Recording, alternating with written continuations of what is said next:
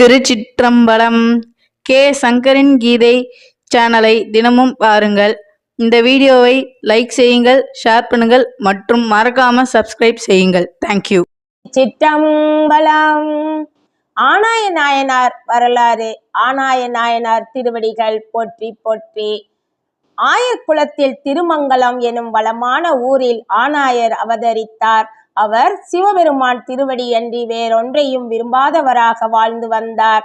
தினமும் அவர் பசுக்கூட்டங்களை காட்டிற்கு கொண்டு சென்று தீய விலங்குகளிலிருந்து காப்பாற்றியும் நோய் வராமல் காத்தும் அப்பசுக்கூட்டங்கள் மேலும் பல்கி பெருகும்படி மேய்த்து வந்தார். பழமையான நூல்களில் கூறியுள்ள மரபின்படி மூங்கிலை எடுத்து துளைகள் செய்து அழகிய புல்லாங்குழலில் சிவபெருமானுடைய திரு ஐந்தெழுத்து மந்திரத்தை ஏழிசையில் கூட்டி இசைப்பார். இவ்விசை அமுதம் அண்ட சராசங்கள் அனைத்தும் இன்புறும்படி தன் கருணையை சேர்த்து வாசிப்பார்.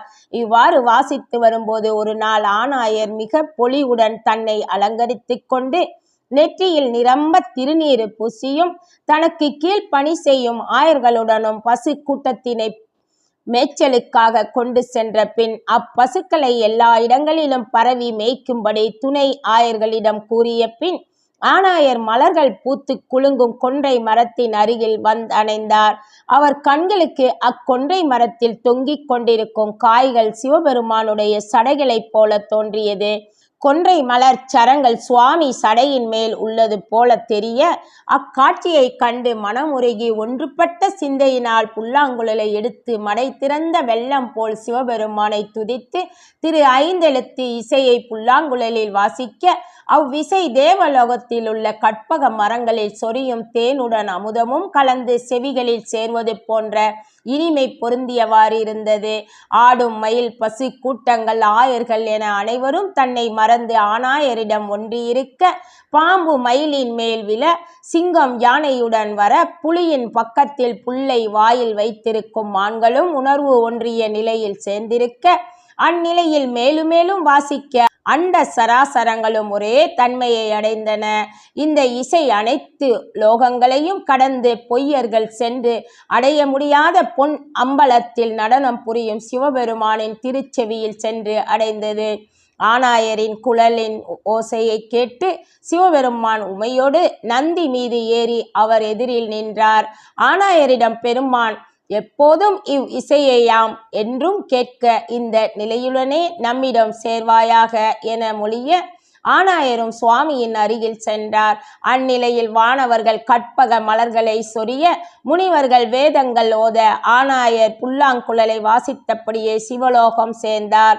திருமங்கலம் திருச்சிராப்பள்ளியிலிருந்து டோல்கேட் வழி லால்குடி திருத்தவத்துறை செல்லும் வழியில் மாந்துரையிலிருந்து இடதுபுறம் நகர் என்ற ஊர் வழியே இப்பதியை அடையலாம்.